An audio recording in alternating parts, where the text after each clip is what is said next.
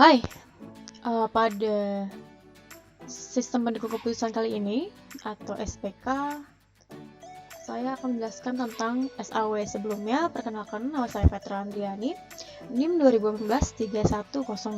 Nah, SAW ini apa? SAW merupakan simple additive weighting atau salah satu metode uji di mana dia akan menjumlahkan atau merubah suatu kriteria dalam bentuk nilai bobot untuk menentukan mana sih yang paling bagus untuk digunakan. Oke. Nah, di sini saya udah ada contoh nih. Contoh ini adalah promosi jabatan manajer. Oke. Nah, kriterianya apa aja sih? Nah, kriteria ini itu ada kemampuan manajemen sebesar 45% untuk bahan pertimbangannya. Untuk kemampuan komunikasi 30%, presentasi 15%, dan lama kerja 10%. Oke. Nah, langkah-langkah SAW ini apa sih? Langkah-langkah ini menentukan kriteria dari alternatif, memberikan nilai bobot pada masing-masing kriteria, membuat matriks untuk normalisasi dan presensi. Oke. Nah, ke langkah 1 kita tentuin dulu nih kriterianya untuk promosi manajernya. Tadi udah jelasin, ada kemampuan manajemen 45%, kemampuan komunikasi 30%, presentasi 15%, dan lama kerja 10%. Nah, setiap persenan ini dapat diubah dalam bentuk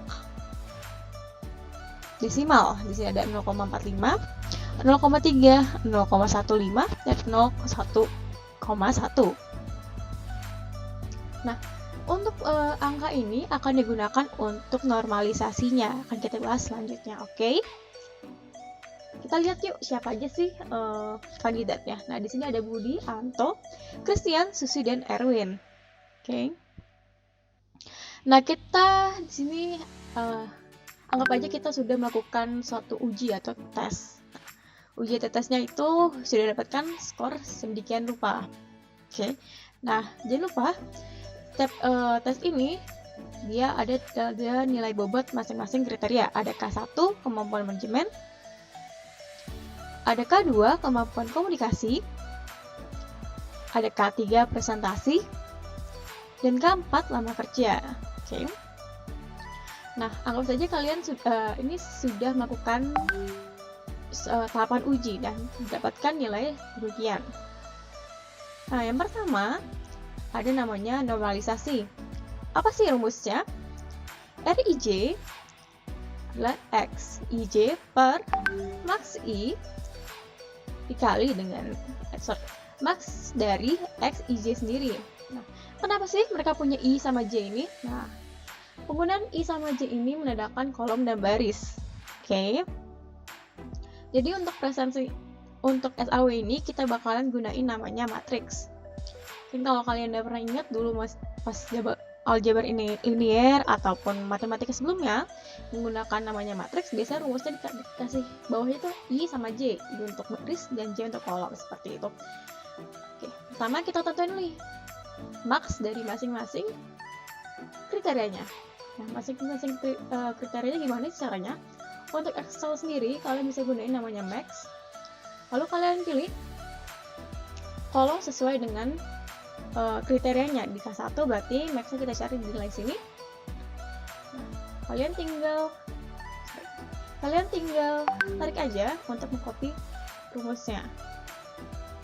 Atau kalian juga bisa salah satu kalian geser ke max juga seperti itu. Nah, didapatkan untuk K1 atau kemampuan manajemen 85. Terus selanjutnya kemampuan komunikasi itu ada 79, presentasinya 79, dan lama kerjanya 80. Oke. Nah, kriteria benefit, kita cari benefit, jadi kita cari bobot yang paling besar. Oke. Nah, setelah itu kita masuk nih ke rumus normalisasi tadi. Nah, kita cari nilai R-nya. Oke. Cari R-nya gimana? Kita bakalan ngebagi nih nilai dari yang setiap kolom baris ini, setiap sel ini kan 80, 79, kita bagi dengan nilai maksimalnya. Berarti 80 dibagi dengan 85, 79 dibagi dengan 79, seperti itu. Nah, ini sesuai ya sama si kriterianya. Jadi K1 di maksnya 85, untuk K2 79, untuk K3 79, dan K4 80. Nah, akan dihasilkan nilai normalisasi seperti berikut. Diketahui R2, R3 sampai dengan R5 nilainya kayak gini nih. Untuk R1K1 dia 0,94, untuk R2K1 dia 0,82, sampai dengan K4R5 dia nilainya 0,81. Seperti itu. Nah, kalau kita sudah dapat nih normalisasi, kita lihat lagi nih. Setelah dapatkan normalisasi, kita bakalan cari yang namanya presensi. Nah, presensi itu gimana sih caranya? Nah, presensi itu dilambangkan dengan V. V itu didapat dari perkalian bobot kriteria dengan matriks hasil normalisasi. Oke, jadi ada perkalian matriks ini. Oke. Nah, kita lihat di sini. Di sini ada namanya bobot kriteria. Ini didapetin dari persen tadi. Kita kan tadi udah dapat nih. Persennya 45%, 30%, 15 sampai dengan 10% kan. Kita ubah ke dalam bentuk desimal. Jadinya 0,45, 0,30, 0,15, 0,10, dan jika dijumlahkan hasilnya harus 100 ataupun 1. Oke. Jadi nggak ada tuh kayak bikin kriteria tapi nilainya lebih dari 100 kan kayak nggak masuk akal ya. Oke, kita lanjut ya. Nah, kita udah dapet ini, kita juga bisa taruh dalam bentuk matriks. Matriksnya dia 1 kali 4. Jadi bentuknya panjang seperti itu. Kalian bisa melakukan perkalian matriks, tapi karena di sini saya menggunakan Excel, saya akan menggunakan fungsi Excel aja. Nah, ini kalau kita kali nih, kita kali bobotnya dengan nilai R yang tadi dapat.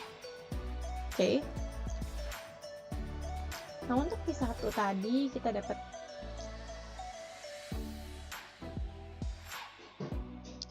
nilai 0, oh sorry. Oke.